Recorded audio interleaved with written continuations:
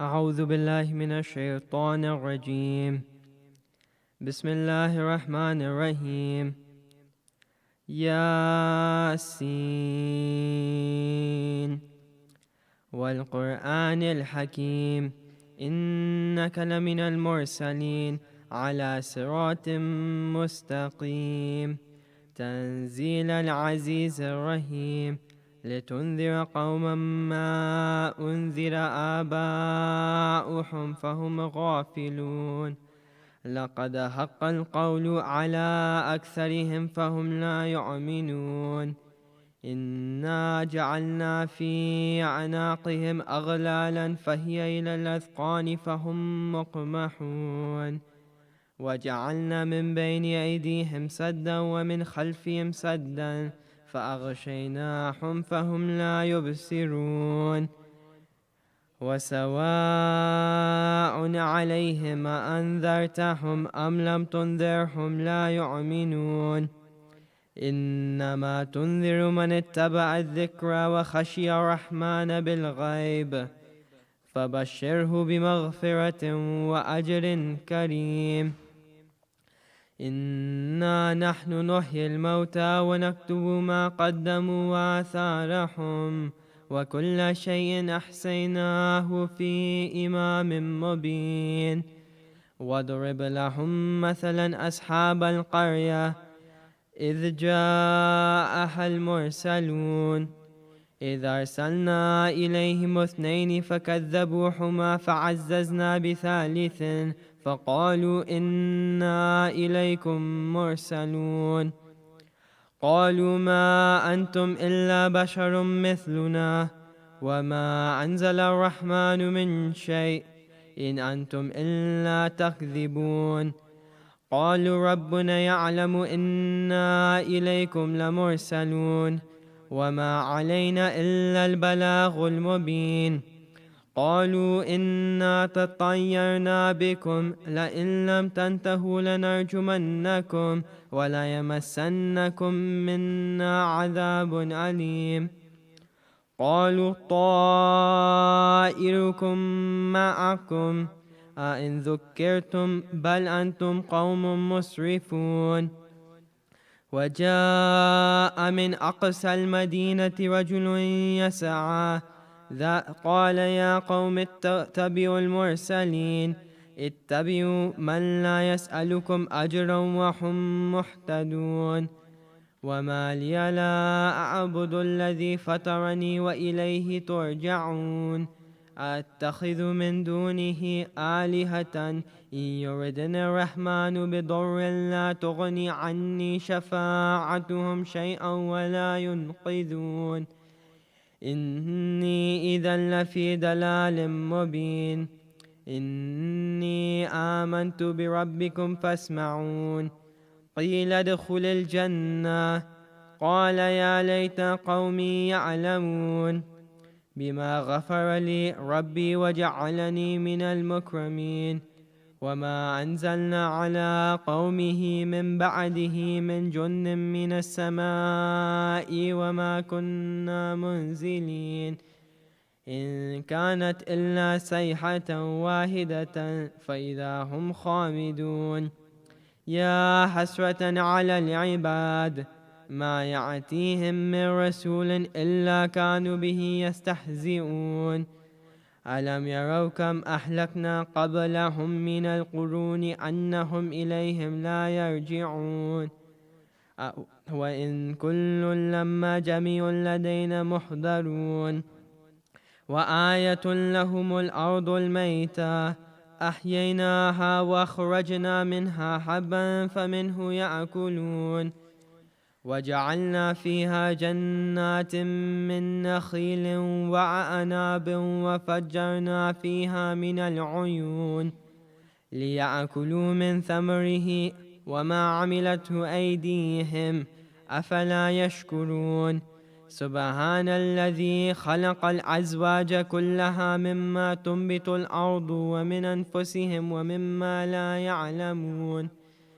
وآية لهم الليل نسلخ منه النهار فإذا هم مظلمون والشمس تجري لمستقر لها ذلك تقدير العزيز العليم والقمر قدرناه منازل حتى عاد كالأرجون القديم لا الشمس ينبغي لها أن تدرك القمر ولا الليل سابق النهار وكل في فلك يسبحون وآية لهم أنا حملنا ذريتهم في الفلك المشحون وخلقنا لهم من مثله ما يركبون وإن نشأ نغرقهم فلا صريخ لهم ولا هم ينقذون إلا رحمة منا ومتاعا إلى حين وإذا قيل لهم اتقوا ما بين أيديكم وما خلفكم لعلكم ترحمون وما تأتيهم من آية من آيات ربهم إلا كانوا عنها معرضين وإذا قيل لهم أنفقوا مما رزقكم الله قال الذين كفروا للذين آمنوا أنطعم من لو يشاء الله أطعمه إن أنتم إلا في ضلال مبين ويقولون متى هذا الوعد إن كنتم صادقين ما ينظرون إلا صيحة واحدة تأخذهم وهم يخصمون فلا يستطيعون توصية ولا إلى أهلهم يرجعون ونفخ في السور فإذا هم من الأجداث إلى ربهم ينسلون قالوا يا ويلنا من بعثنا من مرقدنا هذا ما وعد الرحمن وصدق المرسلون إن كانت إلا صيحة واحدة فإذا هم جميع لدينا محضرون فاليوم لا تظلم نفس شيئا ولا تجزون إلا ما كنتم تعملون إن أصحاب الجنة اليوم في شغل فاكهون هم وأزواجهم في ظلال على الأرائك متكئون لهم فيها فاكهة ولحم ما يدعون سلام قولا من رب رحيم وامتازوا اليوم أيها المجرمون ألم أعهد إليكم يا بني آدم ألا تعبدوا الشيطان إنه لكم عدو مبين وأن اعبدوني هذا صراط مستقيم ولقد أضل منكم جبلا كثيرا أفلم تكونوا تعقلون هذه جهنم التي كنتم توعدون اصلوها اليوم بما كنتم تكفرون اليوم نختم على أفواههم وتكلمنا أيديهم وتشهد أرجلهم بما كانوا يكسبون ولو نشاء لتمسنا على أعينهم فاستبقوا الصراط فأنى يبصرون ولو نشاء لمسخناهم على مكانتهم فما استطاعوا مضيا ولا يرجعون ومن نعمره ننكسه في الخلق أفلا يعقلون وما علمناه الشعر وما ينبغي له إن هو إلا ذكر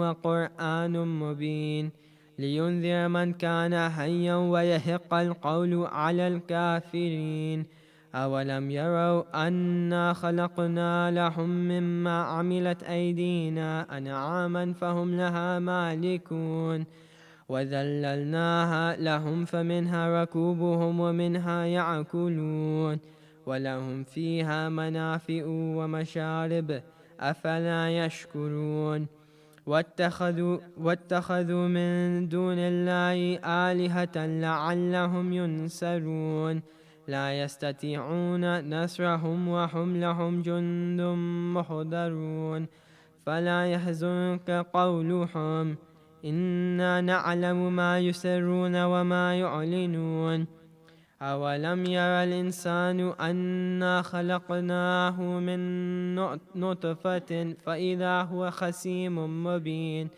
وضرب لنا مثلا ونسي خلقه قال من يحيي العظام وهي رميم قل يحييها الذي أنشأها أول مرة وهو بكل خلق عليم الذي جعل لكم من الشجر الأخضر نارا فإذا أنتم منه توقدون أوليس الذي خلق السماوات والأرض بقادر على أن يخلق مثلهم بلى وهو الخلاق العليم إنما أمره إذا أراد شيئا أن يقول له كن فيكون فسبحان الذي بيده ملكوت كل شيء وإليه ترجعون. صدق الله العلي العظيم.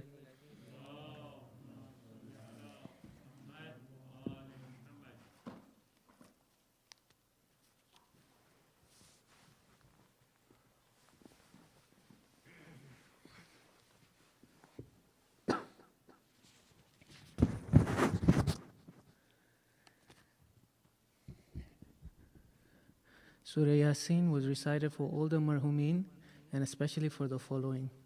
Sayyidah Sajadi Begum bint Sayyid Muhammad Taqi Abidi, who passed away in Karachi, Pakistan. Marhuma was the mother of Sajad Ali and Maryam Zaidi. Mu'mineen are requested to remember the marhuma with Salatul Hadi al-Mayyit and Surah Al-Fatiha.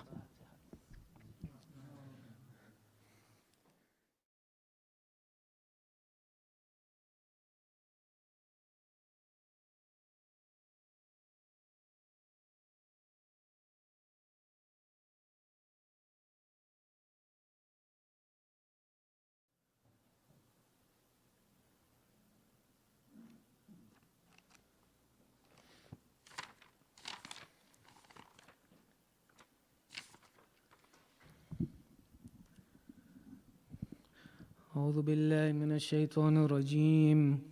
بسم الله الرحمن الرحيم. اللهم صل على محمد وآل محمد. اللهم إني أسألك برحمتك التي وسعت كل شيء وبقوتك التي قهرت بها كل شيء وخضع لها كل شيء وذل لها كل شيء وبجبروتك التي غلبت بها كل شيء وبعزتك التي لا يقوم لها شيء وبعظمتك التي ملأت كل شيء وبسلطانك الذي على كل شيء وبوجهك الباقي بعد فناء كل شيء وبأسمائك التي ملأت أركان كل شيء وبعلمك الذي أحاط بكل شيء وبنور وجهك الذي أضاء له كل شيء يا نور يا قدوس يا أول الأولين ويا آخر الآخرين. اللهم اغفر لي الذنوب التي تهتك العصم. اللهم اغفر لي الذنوب التي تنزل النقم. اللهم اغفر لي الذنوب التي تغير النعم. اللهم اغفر لي الذنوب التي تهبس الدعاء. اللهم اغفر لي الذنوب التي تقطع الرجاء. اللهم اغفر لي الذنوب التي تنزل البلاء. اللهم اغفر لي كل ذنب أذنبته وكل خطيئة أخطأتها. اللهم إني أتقرب إليك بذكرك واستشفع بك إلى نفسي وأسألك بجودك أن تدنيني من قربك وأن توزعني شكرك وأن تلهمني ذكرك. اللهم إني أسألك سؤال خاض متذلل خاشع متضرع أن تسامحني وترحمني وتجعلني بقسمك راضعا قانعا وفي جميع الأهوال متواضع. اللهم وأسألك سؤال من اشتدت فاقته وأنزل بك عند الشدائد حاجته وعظم فيما عندك رغبته. اللهم عظم سلطانك وعلى مكانك وخفي مكرك وظهر أمرك وغلب قهرك وجرت قدرتك ولا يمكن الفرار من حكومتك. اللهم لا أجد لذنوبي غافرا ولا لقبائحي ساترا ولا لشيء من عملي القبيح بالحسن مبدلا غيرك. لا إله إلا أنت سبحانك وبحمدك ظلمت نفسي وتجرعت بجهلي وسكنت إلى قديم ذكرك لي ومنك علي. اللهم مولاي كم من قبيح سترته وكم من فادح من البلايا قلته وكم من عثار وقيته وكم من مكروه دفعته وكم من ثناء جميل لست أهلا له نشرته. اللهم عظم بلائي وافرت بي سوء حالي وكسرت بي أعمالي وقعدت بي أغلالي وهبسني عن نفعي بعد آمالي وخدعتني الدنيا بغرورها ونفسي بخيانتها ومثالي. يا سيدي فأسألك بعزتك أن لا يحجب عنك دعائي سوء عملي وفعالي ولا تفضعني بخفي ما اطلعت عليه من سري ولا تعاجلني بالعقوبة على ما عملت في خلواتي من سوء فعلي وإساءتي ودوام تفريطي وجهالتي وكثرة شهواتي وغفلتي. وكن اللهم بعزتك لي في كل الأهوال رؤوفا وعلي في جميع الأمور عطوفا. إلهي ومولاي وربي من لي غيرك أسأله كشف ضري والنظر في أمري. إلهي ومولاي أجريت علي حكما اتبعت في هوى نفسي ولم أعترس فيه من تزيين عدوي فغرني بما أهوى وأسعده على ذلك القضاء فتجاوزت بما جرى علي من ذلك بعض حدودي وخالفت بعض أوامرك فلك الحمد علي في جميع ذلك ولا حجة لي فيما جرى علي في قضاءك والزمني حكمك وبلاؤك.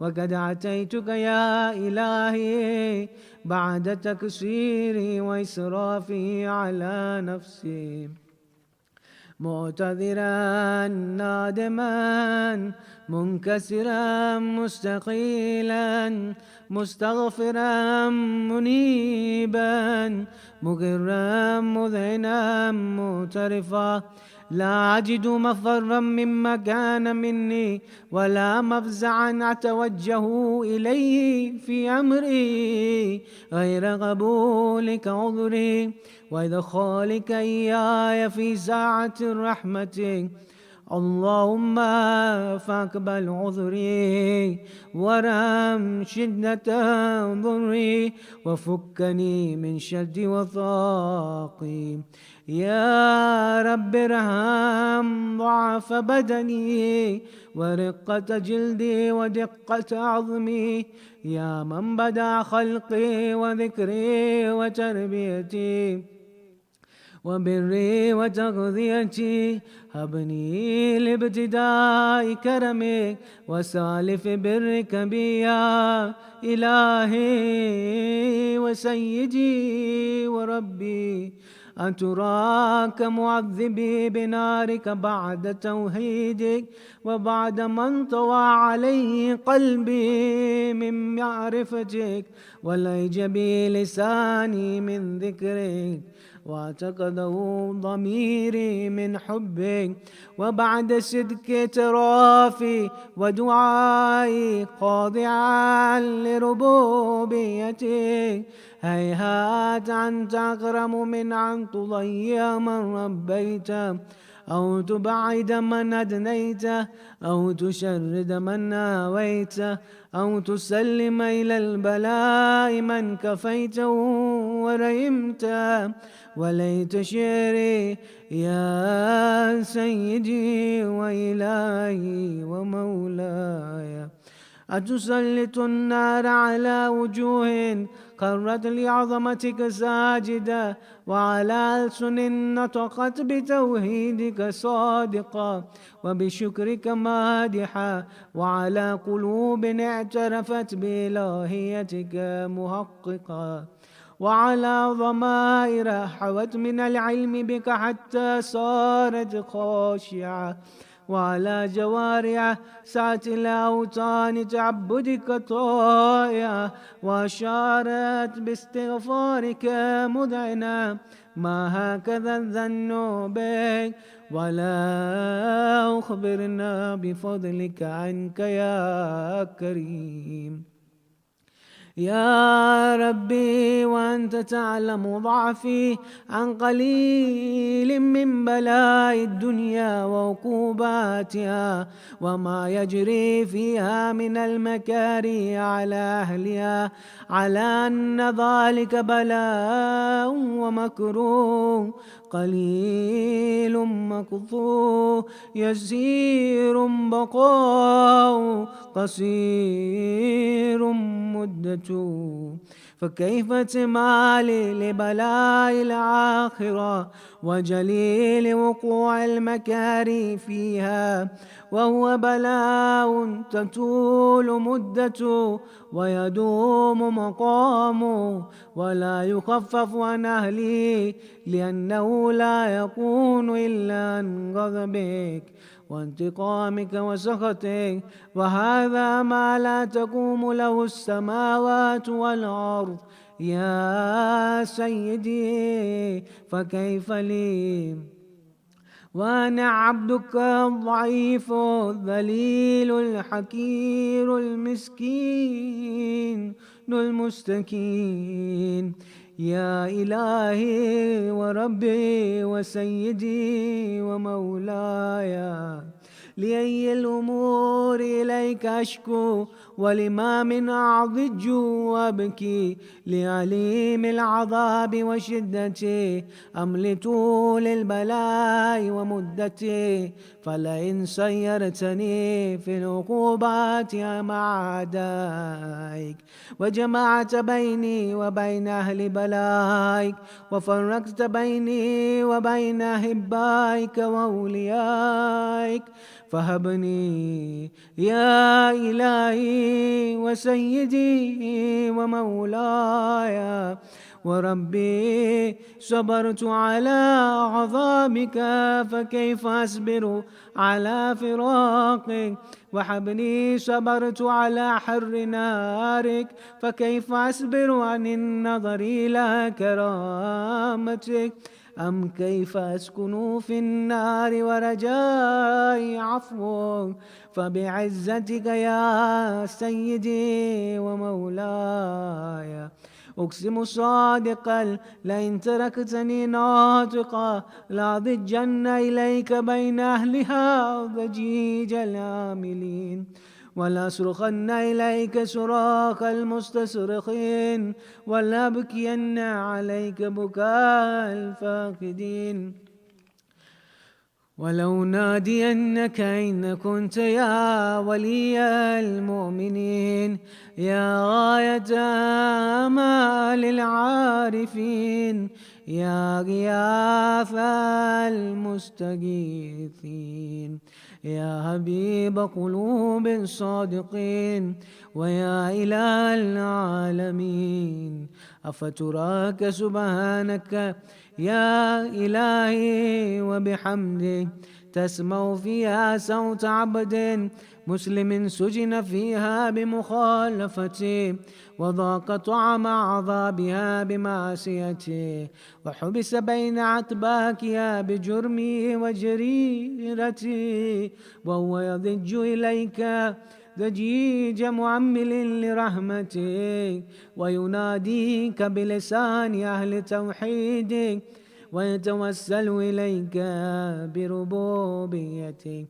يا مولاي فكيف يبقى في العذاب وهو يرجو ما سلف من حلمك ورعفتك ورحمتك؟ أم كيف تؤلمه النار وهو يعمل فضلك ورحمتك؟ أم كيف يورك ليبها وأنت تسمع صوت وترى مكانا؟ أم كيف يشتمل عليه زفيرها وأنت تعلم ضعفا؟ أم كيف يتقلقل بين أطباقها وأنت تعلم صدقا؟ أم كيف تزجره زبانيتها وهو يناديك يا رب؟ أم كيف يرجو فضلك في عتقه منها فتتركه فيها؟ هيهات ما ذلك الظن بك، ولا المعروف من فضلك، ولا مشبه لما عملت به الموحدين من برك وإحسانك.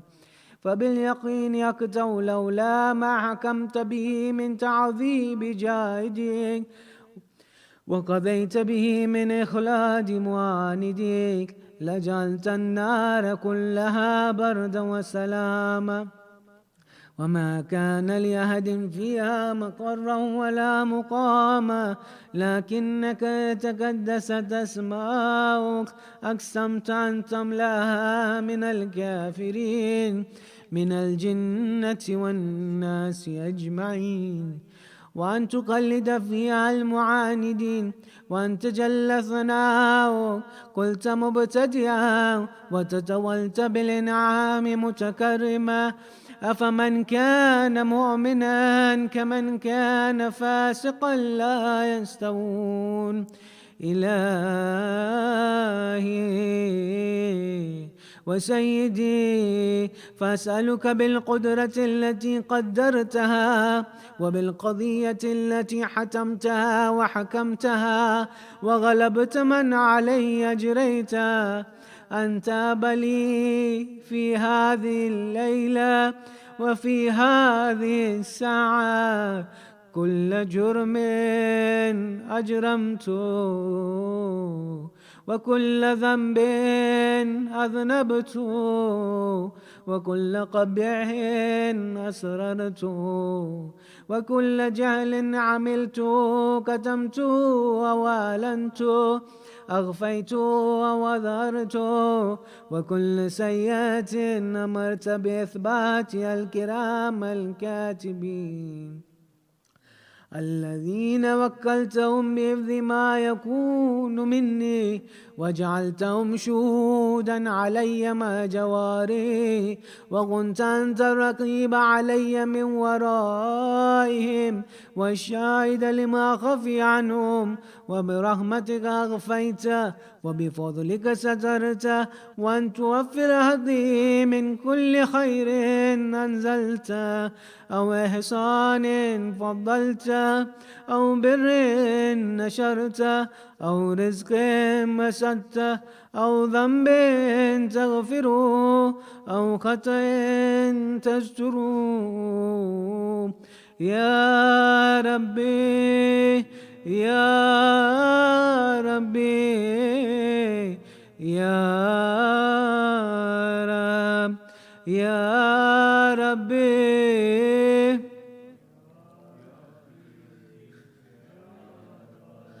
يا ربي يا إلهي وسيدي ومولاي ومالك رقي، يا من بيدي ناسيتي، يا عليما بذري ومسكنتي، يا خبيرا بفقري وفاقتي.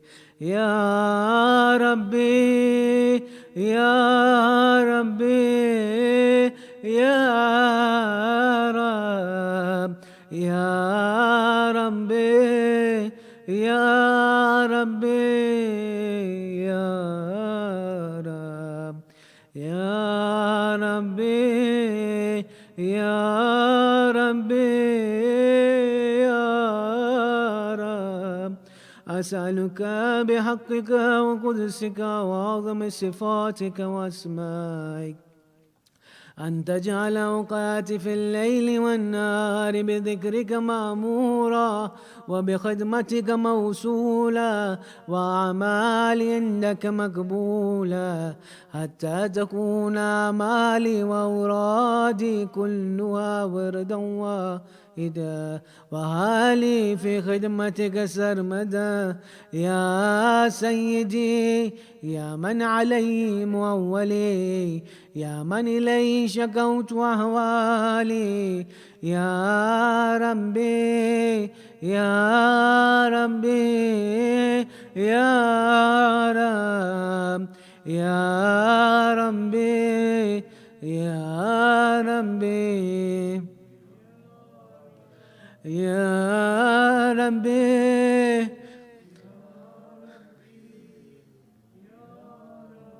قوي على خدمتك جواره، واشدد على العزيمة جوانه، وابلي الجد في خشيتك والدوام في الاتصال بخدمتك، حتى أصرح إليك في ميادين السابقين، وأسري عليك في المبادرين، واشتاق إلى قربك في المشتاقين، وأدنو منك دنو المخلصين، وخافك مخافة الموقنين، واجتمع في جوارك مع المؤمنين. اللهم ومن أرادني بسوء فرد، ومن كادني فكد، واجعلني من أحسن عبيدك نصيبا عندك، وأقربهم منزلة منك، وأخصهم زلفة لديك، فإنه لا ينال ذلك إلا بفضلك. وجد لي بجودك، وأتف علي بمجدك، واحفظني برحمتك، واجعل لساني بذكرك لهجا، وقلبي بحبك متيما، ومن علي بحسن إجابتك، وعقلني عثرتي، واغفر لي زلتي، فإنك قضيت على عبادك بعبادتك، وأمرتهم بدعائك، وضمنت لهم الإجابة. فإليك يا ربي نصبت وجهي، وإليك يا ربي مددت يدي، فبعزتك استجب لي دعائي وبلغني منايا ولا تقطع من فضلك رجائي واكفني شر الجن والإنس من أعدائي يا سريع الرضا يا سريع الرضا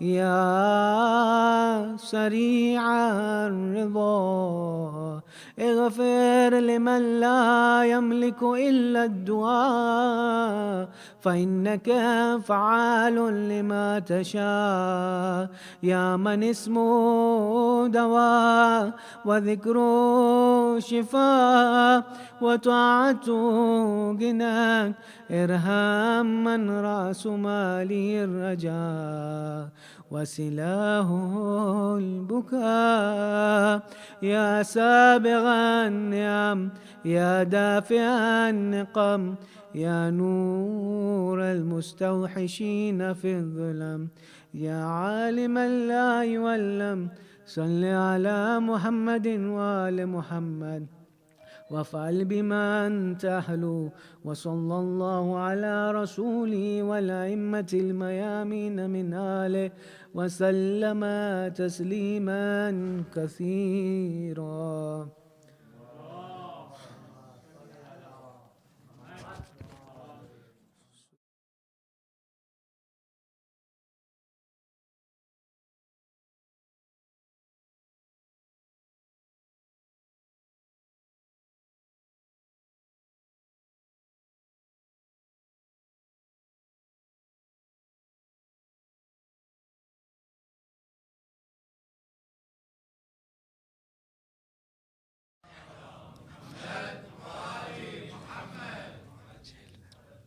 وعلى آله الطيبين الطاهرين.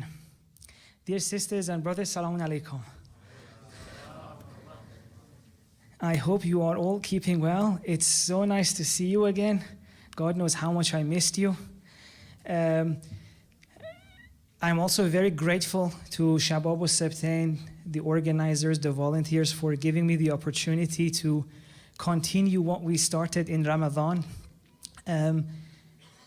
Some of you may have been there with us during the month of Ramadan in the series we had on Insan. Some of you maybe not, but inshallah the goal is to pursue the discussion we started then, but to go deeper. So even if you haven't watched the Ramadan ones, inshallah this would be an independent standalone series, but the aim is to go much deeper. So in the month of Ramadan we spoke about Insan, how religion came to create the inner change, not just some external actions and rituals, and how what's inside us changes the way we see the outside world. We spoke about all of that, but inshallah, in this Muharram, we are going to go much deeper. We're going to be talking about things that hopefully by the end of it, you'll have a new understanding of yourself, of religion, of the Ahlul Bayt, their teachings, of God, and more importantly, this world. So please recite the salawat.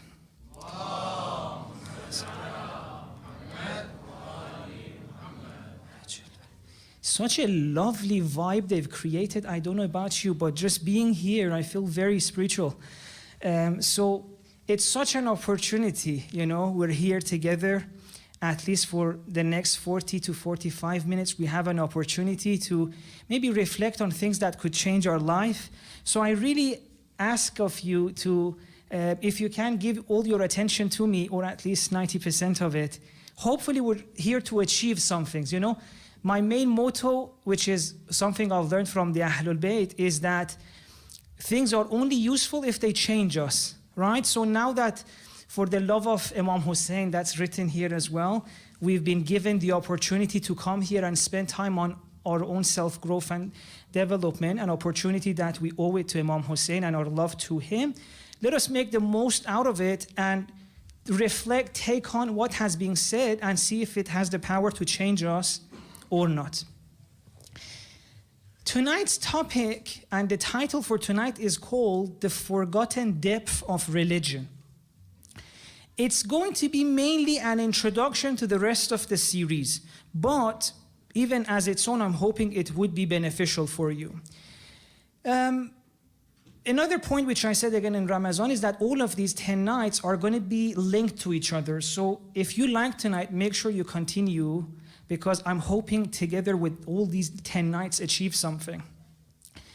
One of the things we're seeing a lot these years is, I'm sure you must have seen it as well, there's a rise of interest in spirituality, right? And that's not just for religious people, even non-religious people.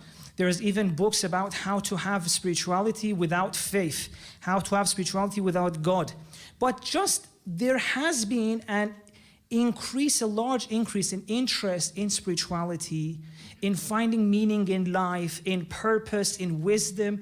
There are even so many books. If you look at some of the bestseller books, a lot of them have to do with these kind of things: self-transcendence, how to be a stoic, I don't know, all of these things, how to have a meaningful life, how to find your purpose. It seems like there is a strong interest in these kind of things, even for people who don't have religion, but even for religious people. They're finding, okay, how can I change my life for spirituality? There's so much interest in mindfulness, in meditation. Even academically, in psychology and cognitive science, there's so much work being done on wisdom. You would not believe it. I mean, unless you're working on it, which you would probably believe it.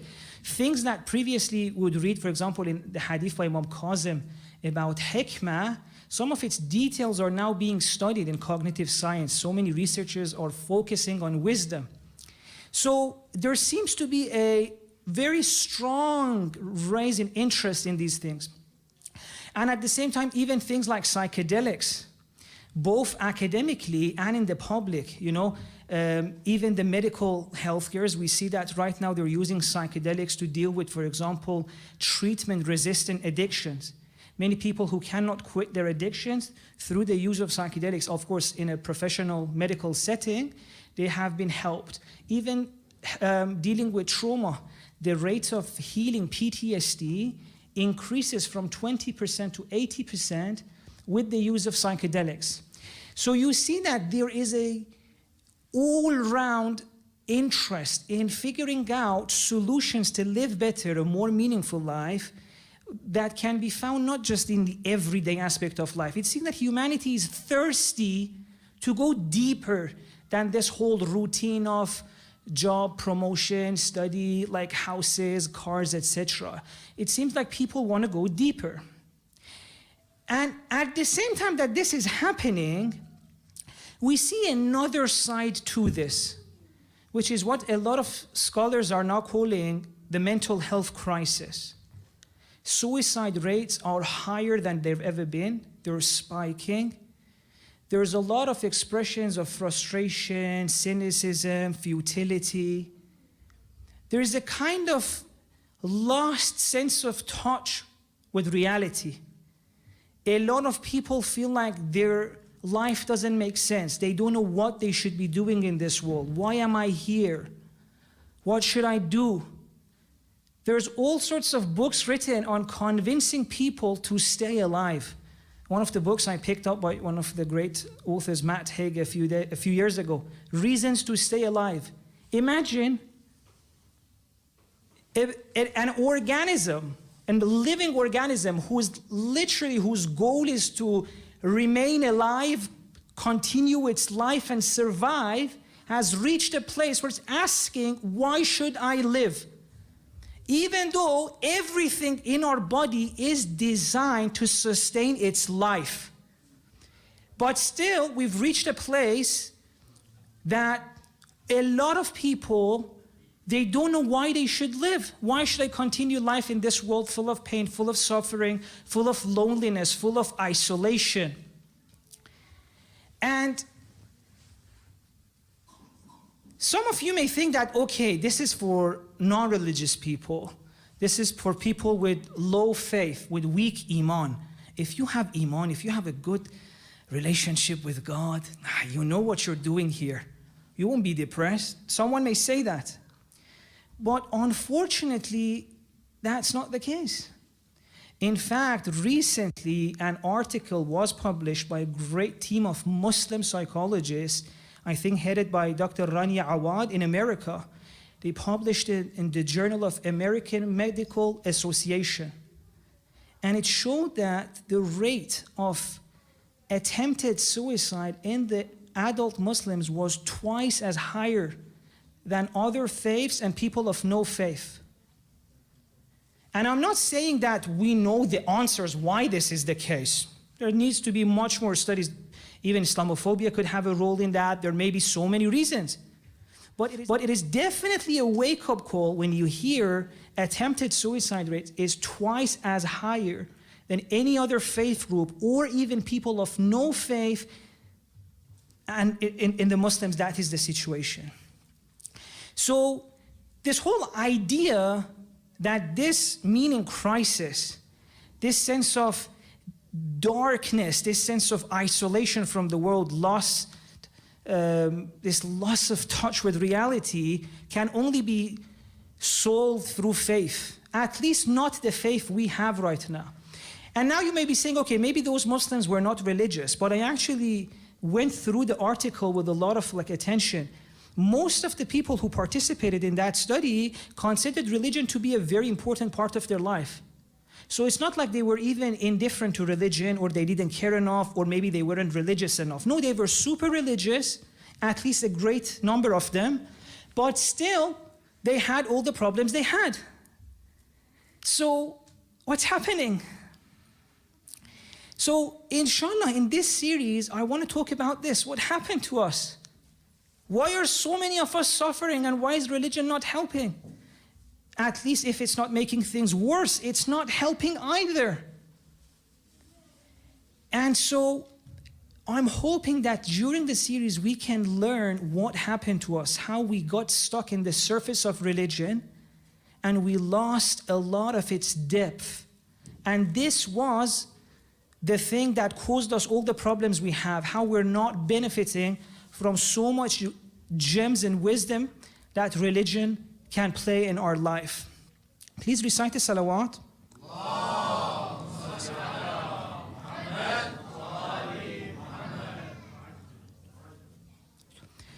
Okay, let me tell you about another study because I want to use that study as an introduction to speak about a hadith by Imam Ali alayhi salam. There was another study done a few years ago that has nothing to do with Muslim communities. It was about a native tribe in a different country, okay? Now, they realized that the suicide rate in that native tribe is very little, close to zero. And that was quite a shock because the close vicinity of that native tribe, the people who were living in the urban places and the cities, they had quite the normal rate of suicide, which is obviously more than zero. And it was very interesting, how come it's zero here?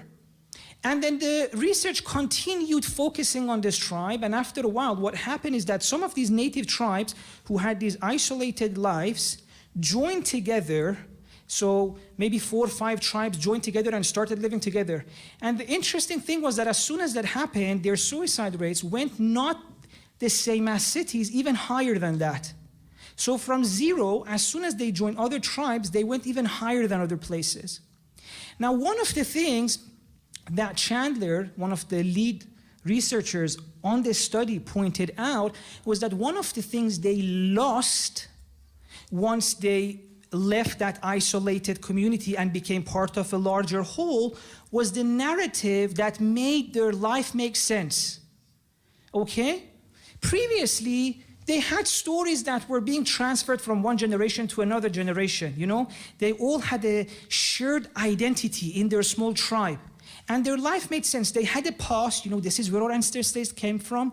This is what our ancestors do, the difficulties they had to go through for us to have this life. And they had an image of where to go. And this is a future that we're going to create for our children. They had a narrative within which their life made sense, the story. But as soon as they joined the other tribes, then it was no longer that they could benefit from that narrative, because now they were next to people from another tribe with a different narrative, with a different story, with a different background, with a different identity. So slowly, because they didn't have a shared version of a shared story to make sense of what the hell they're doing in this world, slowly they lost it, and their present moment becomes disconnected from the future and the past, which is also the case for many immigrants, because they're uprooted from the place in which their families lived for many years, where they have stories, where the buildings, the streets have all stories of what their ancestors did. So they're disconnected from the past, and they're in a place in which it's very difficult for them now to imagine a future based on all these different changes and all the changes which are happening so rapidly. And this meant that their present moments could not be understood. They couldn't make sense of their life at that moment. And this was the reason why their suicide rates jumped off the roof. Now, why did I mention this story? As heartbreaking as it is, as sad as it is, as shocking as it is, how is it relevant to us? I want to say that the thing which happened to that tribe on a smaller scale, of not knowing what was their past, of not knowing what's their future, just being stuck in this present moment, which can be filled with pain, with isolation, with heartbreak, with illnesses, with nothing to look forward to, the same thing that happened to them on a larger scale, it's happening to the whole of humanity. Humanity as a whole has lost a narrative that can sustain its life, that can give it meaning, that you can use to make sense. Now, a lot of you may right now say, hang on a second, what we have, Muslims have, religious people have, we have a story. We were created by God, and then, in the whole story of Adam ate the apple, and then that happened, and so that's our past. This is our present, and our future is heaven, right? You may say, we have a story, we have a narrative, and we're here in this world to be tested. This world is a test. See, I just gave you a narrative, it makes sense. But the problem with this narrative is that, as evidence shows us, as our own lives show us, it's no longer working. It's in our head, but it's not in our heart. And that's why many of us, as soon as we go through a very difficult time, the narrative is not strong enough to sustain us through those difficult times. It doesn't carry us because it's just in our head, right? You know that whole beautiful line that's attributed to Imam Ali alayhi salam, Rahmallah imra'an arafa min ayn fi ayn wa ila ayn. Blessed be the person who knows their past, where they are right now, and where they're going, which is exactly the solution we need for the meaning crisis. It's exactly what that tribe lost, and suddenly their life stopped making sense. We need to know, we need to live within a narrative that makes sense. Make sense of what was our past. Where did we come from? What are we doing here? Honestly, have you thought about it? What are we doing here? We just grow up, have children, cry in pain. We have heartbreaks, work for money, your boss gets mad at you, go back to work again, or look for weekends, and then weekend comes, you have to do laundry, it's just so boring, full of pain. What's the point of all of this? And then where are we going? Well, you're going to heaven or hell and all of that. But you're seeing that increasingly, even though we believe in this narrative in our mind, it doesn't do anything in our heart, because we haven't managed to pass this narrative to the next generation in a way that they can live it. It's not livable. Now, a lot of people from older generations, they may say, no, for me, I'm living it. And I tell my kid, no, daddy lives this narrative. But your kid's not gonna live it if you just tell. And so, this is why I want to talk about tonight, about this idea that we have what a scientist that I'm going to be using a lot, in addition to Allama Tabatabai, to explain what I'm going to be explaining the following nights. So a lot of what we're saying is Quran and Ahl Bayt, most of it. How are we, which commentary am I using to make the sense of the Ahadith and the Quran? Allama Tabataba'i's commentary, most of it. So all the credit goes to him. If there's any mistake, it's my understanding, my shortcoming. But I'm also going to be using language to be able to convey what I want to say, right? And I'm using a lot of cognitive science borrowed from Professor John Vervaeke, and you'll see why. You'll see how it will help me to explain the Ahadith of Imam Ali better so that it sits in your heart, okay? That's my goal, to be able to make sure this narrative, the religion we have, is not just something in our head, but something that comes to our heart so that we can live a better, meaningful life. So one of the things that's happened, and it's called fundamental forgetting, is that knowledge and unfortunately religion has been reduced to prepositional knowing, prepositional knowledge. What do I mean by prepositional knowledge? It says it's a kind of knowledge it's only a sentence, something you can tell to other people. God exists. God is great. God loves you. Even if you don't feel it, it doesn't matter. You're saying it. You could even come here and give a lecture about how God loves you, but inside you don't feel God's love, right? Prepositional knowledge is a knowledge that just gives you truths and facts. It doesn't make you feel like this knowledge is significant. How? We all know we die, don't we? But do you feel that? Are you faced with the urgency that in few years or maybe in few days or maybe even tonight we could die? No. We know it, prepositional knowledge. It doesn't have any impact on us. When does it go deeper than that? When, for example, a loved one passes away, or one of our friends, or we're carrying the body, or we see the photo of a friend who's no longer with us, and it hits us. Have you been hit like that? That's a knowledge that's deeper than prepositional knowledge. When you see a loved one die, death goes deeper than just a sentence. And I'm saying here tonight that religion is way deeper than these sentences, that God is great, that Alhamdulillah. Behind every one of these sentences, there's so much depth. But we're lost at the surface. We're so stuck at the surface that it doesn't do anything for us. In the same way that giving 10 lectures about love will do nothing for you unless you fall in love. So I want to speak about this idea that if we want to fix this meaning crisis, if we want to be able to benefit from religion in a way that helps us make sense of our life and pass it on to our children in a way that they would love it, we need to go beyond its surface and go to its depth.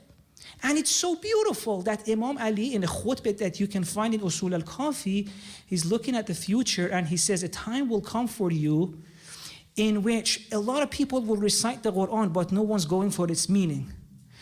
Mosques are going to be built so beautifully, empty of guidance. And then there's a line in another khutbah, Imam Ali says something which I just got so shook reading that. I was like, this is it. He says there will be nothing left of haqq but its name, which is exactly what I'm saying. All we have of religion right now is its surface. We need to go deeper, and it breaks my heart because all the energy that we have to spend on going deeper, finding God in a real way that changes our life, we're spending on what? On the surface and fighting over the words. Sometimes I'm watching YouTube videos, a debate between, for example, a Muslim and an atheist, debating whether God exists or not.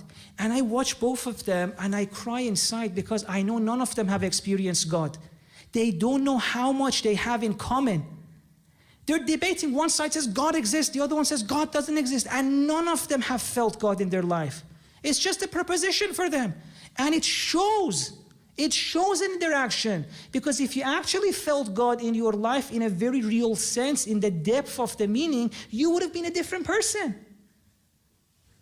Because it's not like you can change deeply and then still continue living as you were living before.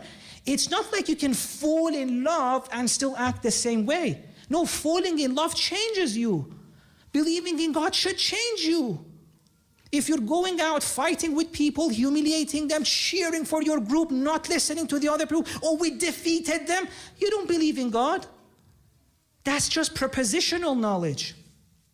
So I want to speak about this idea that there are 4 levels of knowledge. The first one was prepositional, right? We spoke about it. It gives you a lot of truths, a lot of facts. God exists. God is great. All the praise is due to God, right? Love is beautiful. I don't know. Don't be angry. Anger is bad. Anger hurts you. Anxiety makes your life difficult. All the facts. But these facts don't empower you, right? Facts don't empower you. Okay, I know anger is bad for me. What do I do with that now? How can I stop my anger? I know anxiety is making my life difficult. How do I stop that? See, facts don't empower. Second form of knowledge is procedural knowledge, right? It empowers you. It tells you how to do things, right? And that's another step going deeper. And this is something that I've been trying so much to tell people, that if a hadith says, for example, anger is bad, don't just go around telling people anger is bad. Give them the procedural knowledge, the procedure of getting rid of your anger. Empower people through that. Because I could know all these facts about anger is bad, breaking hearts is bad, waking up late is bad, but if you don't empower me to change myself, if you don't give me the skill I need to fix that, what's the point of all of that knowledge? So the second layer is procedural knowledge. See, it's one layer deeper than the surface. And that's something we're lacking. That's something we need to bring back in our religion. And we'll talk about it more in these next 10 days. Right? If you want to tell your child, for example, أَلَا بِذِكْرِ اللَّهِ تَطْمَئِنُّ الْقُلُوبِ, with the remembrance of God, your heart finds peace. Okay, at the level of prepositional knowledge, this gains you nothing.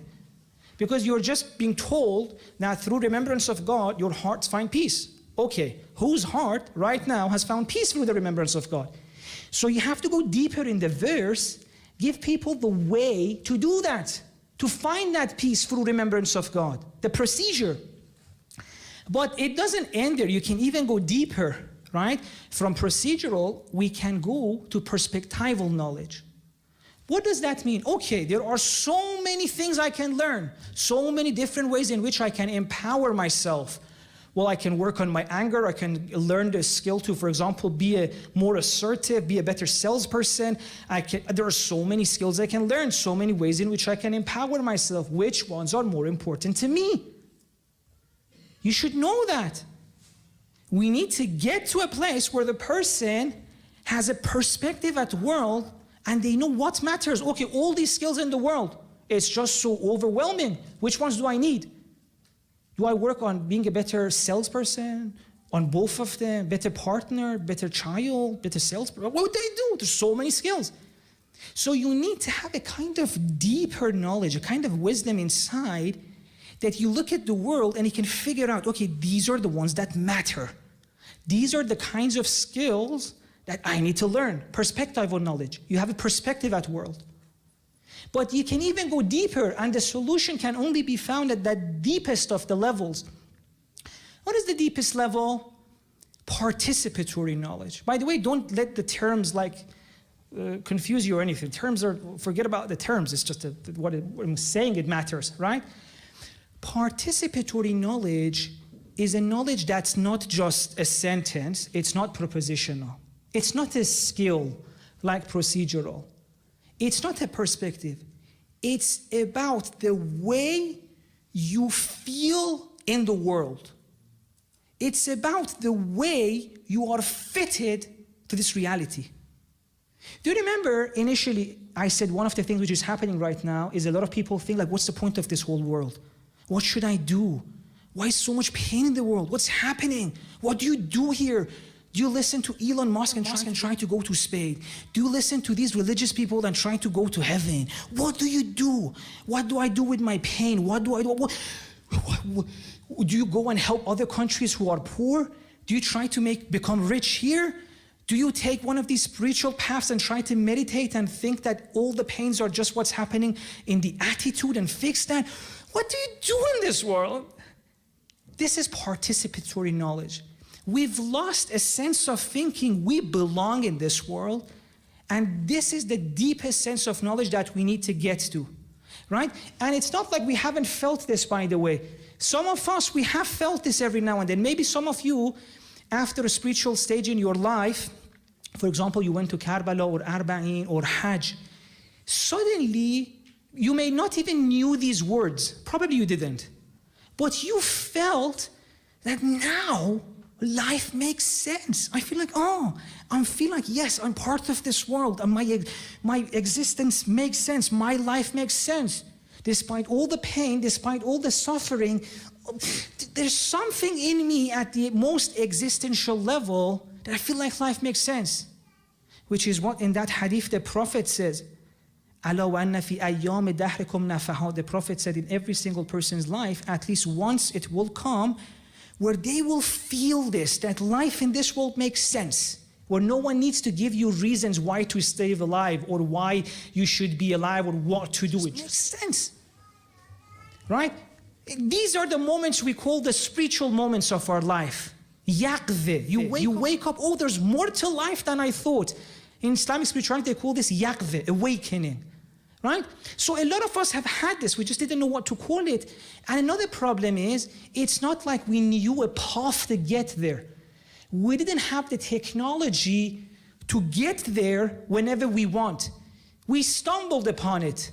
It happened to us accidentally. Maybe in one trip to Hajj, but then the next time it didn't work. Maybe once in the month of Ramadan, maybe once in the Laylatul Qadr. But we don't know how to create it again. And one of the fears most people who experience yaqdh is, oh, what if I lose it? What if I lose it? How do I create it again? Right? So that's why we've had this kind of participatory knowledge in which we feel like we are fitted to the world. But we don't know the ways to keep making that, to keep getting to that level where life makes sense. How to give that to our children then? Maybe we had it because we were born in a culture in which these things were passed on so normally. But now how do I tell that to my child? I told them, see, baby, life makes sense, God exists, but all you're offering is prepositional knowledge. What technology do we have to give our children more than words, to give them what our grandmas felt in their heart, you know? I don't know if you had these grandmas or not. They had this knowledge, this religion was so deep in them, they didn't even know maybe how to articulate it. But you would go to them and say, this has happened. They were like, inshallah khair. Not like the inshallah khair I would say, which is basically meaningless. She felt it in all her heart that God is loving, that everything ultimately will make sense. But then we lost how to transfer this to the next generation, or even to ourselves, to be honest with you. Right? Because we got stuck at prepositional. And Imam Ali said, a time will come where nothing will be left of haqq apart from its name. Now, what inshallah we're trying to do in these 10 nights, one of which is already gone, is to see if we can go deeper in religion. And I want to argue and put forth this argument, which again, it's not mine, it's from our great scholars, that the path of Ahlul Bayt was a path to go deep in religion. I want to argue that the reason the Prophet said, Kitab Allah wa itrati, my Quran and my Ahlul Bayt, is because Ahlul Bayt were meant to be the reminders for us not to get stuck at the surface of religion and go deep. And once we talk about this, we'll realize that unfortunately, we didn't help the Ahlul Bayt in their goal. Even though they wanted us to go deep, unfortunately, a lot of us were stuck still at the surface. But it's never late, because we still have their words and wisdom, and we can benefit from it to go deeper. And I want to give you a few examples so you see how much their hearts were broken that people were so stuck at surface. You have this from the Prophet, a hadith that a lot of people say, نَحْنُ مَعَاشِرَ الْأَنْبِيَاء نُكَلِّمُ النَّاسَ عَلَى قَدْرِ أُغُولِهِمْ. We, the prophets, the Prophet says, we speak to people based on how much depth they're ready for. A lot of us have heard this. I'm like, okay, hadith, Prophet says we'll speak to people as much as they're ready for depth. They don't pay attention that the Prophet is saying, I have so much more. Why are you not getting more ready so I can offer you more depth? And Allama Tabatabai says this is not more in terms of quantity. This is more in terms of quality. Imam Ali alayhi salam, in that battle, they're like, should we go to the Quran? Imam Ali tells them what? See, if we go to the Quran, they're so stuck at the surface of the Quran that you cannot argue with them. Because people who get stuck at the surface, they can't see the truth. Imam Ali tells them, see, there's no point arguing with them with the Quran because they're so stuck at the surface. Asan Ahl al-Bayt's whole journey, or at least one of their biggest mission, is to take people to the depth. Who are the people who killed Imam Hussein? People stuck at the surface. What do I mean by the surface? They were saying all the things. God exists. They were even doing all the surface of the acts, because even actions have surface. They were praying. Many of them were hufaz of Quran. They would walk for Hajj. Imagine how difficult that would be, walking to Hajj. They'd done all of that. The people stuck at surface of religion killed Imam Hussein. So you can see Ahl al-Bayt's mission was to take people deeper, because at the surface you are not saved. At the surface it's what's happening right now. Okay? Imam Sajjad alayhi salam, he says the same thing. Imam Sajjad says, I have gems of wisdom and knowledge that if I share, Muslims will kill me. Imam Sajjad is saying that. Doesn't your heart just break that he was so ready to share? Doesn't it remind you of Imam Ali, who said, my chest is full of secrets and mysteries that I wish someone was ready so I could share it with them? We have the same thing from Imam Baqir. Imam Baqir says, Wallah, I have so much. I wish people were ready, I could share it with them. There's so much depth in this religion. Imam Sadiq, the same thing. A person goes to ask a question, Imam Sadiq says, if I answer you, the answer is so deep, you're not ready for it. You may kill me or may become kafir. See? It breaks the heart. They had so much more to offer. People were so busy with other things. When Imam Ali told them, ask me anything, they asked what? How many hairs do I have? That's the problem we have right now. They didn't allow the Ahl Bayt to share those depths, but still it's accessible because they've left us enough codes, enough secrets that we can get into it. Even Quran itself is still there. Didn't you have all heard that Quran has 7 batn, 7 inner depths? Okay, where is that? Does it have that or not? What's the point of knowing that if we can't access it? I'm saying it is possible to access that. And now a lot of people may say, okay, if people were not ready at that time, then maybe these things should not have been said. But that's not the case. The famous hadith from the Prophet, he said, at the end of the time, people will come who will understand Qul Huwa Allah better than anyone else at this time. And I want to tell you that we are not at a time in which we can think whether we should do this or not. We are so desperate for these depth of religion because our prayer is not changing us. We read Quran, it doesn't do anything to us, right? The Laylatul Qadr comes, we feel a little bit high, but honestly, check your life right now and before Laylatul Qadr. We were all together for the nights of Qadr. How much have we changed, right? So many things are happening to us, but we're not being changed. We need this depth. And it's so interesting. Ayatollah Jawadi Amali, once they told him, why do you speak of these deep and difficult, complicated stuff? Why don't you bring your level lower? And he said, for how long should we bring our levels lower? Let's bring everyone up. Because he had seen what happened, that all the imams were heartbroken that they couldn't share the depth. One of the greatest scholars of the history of Shia, Allama Tabatabai, whose Al-Mizan is the pride for the Shias, that now we have such great tafsir of the Quran. In his own life, he was isolated. He wasn't free to say whatever he wants. Even some of his classes, he was like, well, some people may, because people around the Ahl al-Bayt and then our scholars were sometimes so stuck at the surface. Anyone who wanted to pay a little bit more, share a little bit more, they would attack them. So now, inshallah, what we need to do and what we aim to do is following the line that Imam Hussein said when he wrote to Muhammad Hanafiya before he left for Karbala. He said, خرجت لطلب الإصلاح في أمة جدي. Imam Hussein wanted to show people who were so stuck at the surface that this is not religion. There's so much more to it. He said, I have not come to take power. I've not come to fight with anyone. I've not come for any personal gain. I want to reform the ummah of the Prophet. And a lot of people are scared of reform. What is reform? Does reform mean to change religion? Not at least the way Ahl Bayt did it. Reform in the language of Ahl Bayt is not changing religion. No, in fact, it's going back to it. It's going back to it and going deeper in it. Because the surface, you can have it and kill Imam Hussein. The surface, you can have it and still feel miserable. They still have so much pain. Still life doesn't make sense. Right? And let me just give you one example, and then inshallah tonight's lecture would be over, of just how simple sometimes it is to go to the depth. And how much it may seem like you have religion and we don't. The verse in the Quran, idfa billati hiya al-ahsan as-sayya. Well, I hope I pronounced it correctly.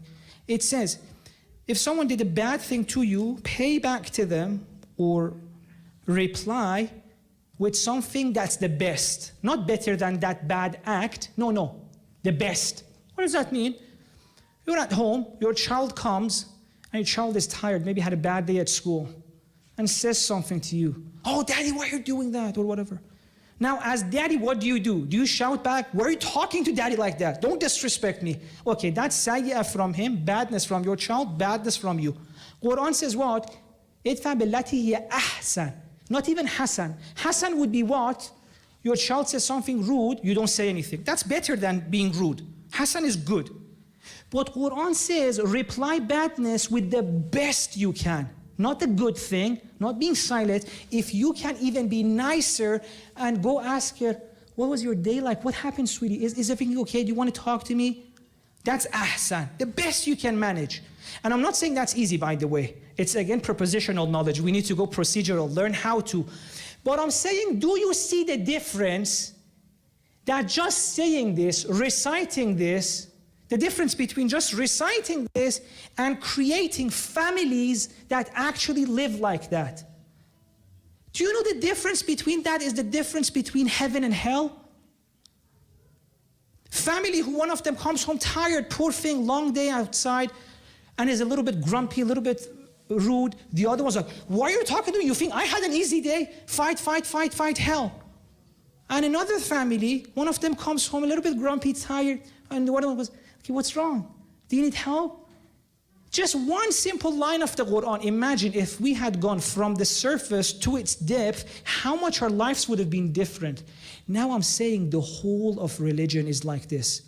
With salam, with Quran, with prayer, with all the ahadith, with ad'iyah.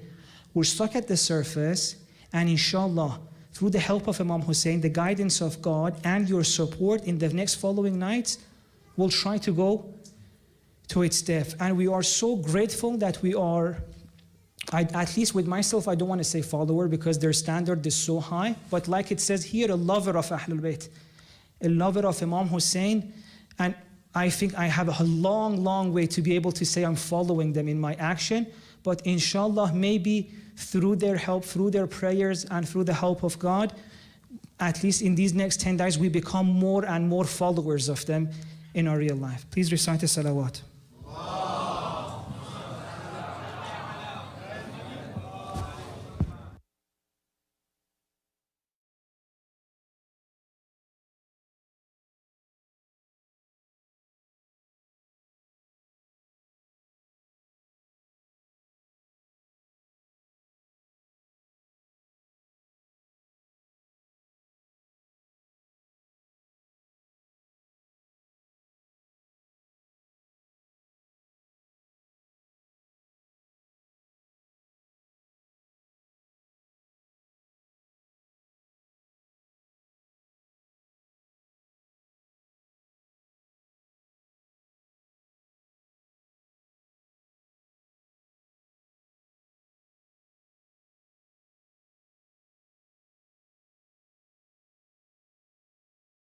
عدم صفوة الله.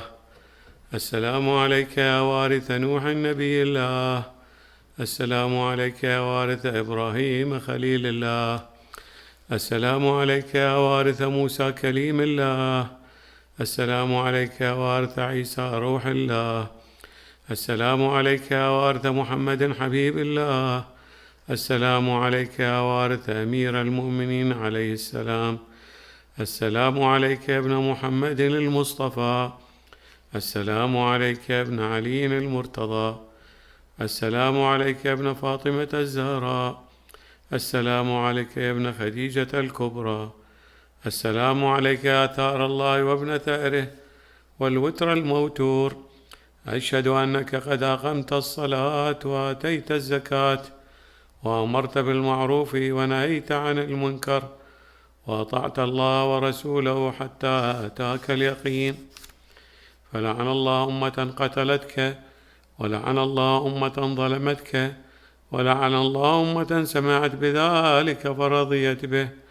يا مولاي يا أبا عبد الله، أشهد أنك كنت نورا في الأصلاب الشامخة والأرحام المطهرة، لم تنجسك الجاهلية بأنجاسها، ولم تلبسك من مدلهمات ثيابها. وأشهد أنك من دعائم الدين وأركان المؤمنين، وأشهد أنك الإمام البر التقي الرضي الزكي الهادي المهدي، وأشهد أن الأئمة من ولدك كلمة التقوى وأعلام الهدى والعروة الوثقى والحجة على أهل الدنيا.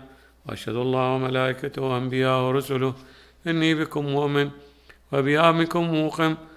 وبيابكم موقن بشرائع ديني وخواتيم عملي، وقلبي لقلبكم سلم وأمري لأمركم متبع.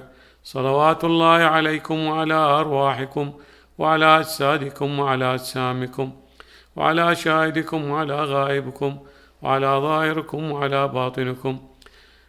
زيارة علي الأكبر. السلام عليك يا ابن رسول الله، السلام عليك يا ابن نبي الله، السلام عليك يا ابن أمير المؤمنين، السلام عليك يا ابن الحسين الشهيد، السلام عليك أيها الشهيد، السلام عليك أيها المظلوم وابن المظلوم. لعن الله أمة قتلتك، ولعن الله أمة ظلمتك، ولعن الله أمة سمعت بذلك فرضيت به.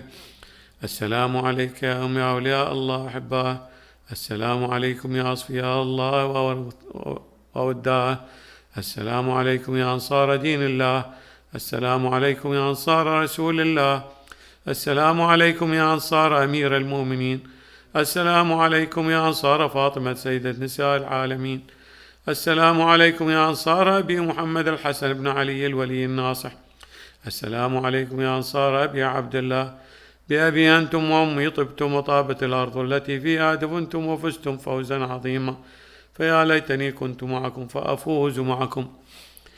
زيارة ابن الفضل العباس. السلام عليك يا ابن أبي الفضل العباس ابن أمير المؤمنين، السلام عليك يا ابن سيد الوصيين، السلام عليك يا ابن أول قوم إسلاما وأقدمهم إيمانا وأقومهم بدين الله وأحوطهم على الإسلام. أشهد أن لقد نصحت لله ورسوله ولأخيك، فنعم الأخ المواسي.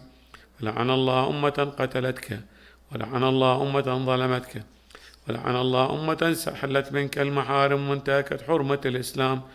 فنعم الصابر المجاهد المحامي الناصر، والأخ الدافع عن أخيه المجيب إلى طاعة ربه الراغب فيما زهد فيه غيره من الثواب الجزيل والثناء الجميل، والحقق الله بدرجة آبائك في جنات النعيم. السلام عليكم على بيت النبوة ورحمة الله وبركاته. اللهم صل على محمد.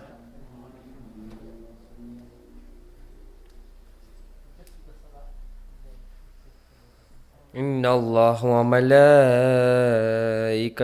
يصلون على النبي يا أيها الذين آمنوا صلوا عليه وسلموا تسليما.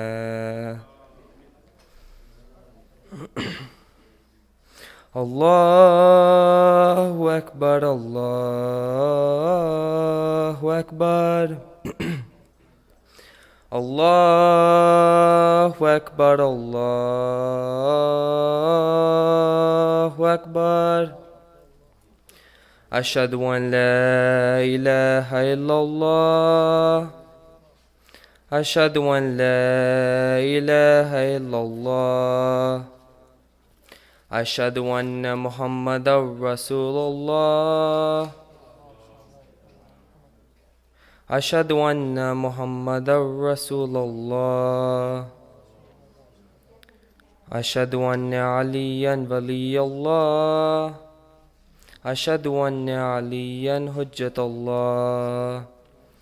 حي على الصلاة، حي على الصلاة، حي على الفلاح، حي على الفلاح، حي على خير العمل، حي على خير العمل. الله أكبر الله أكبر.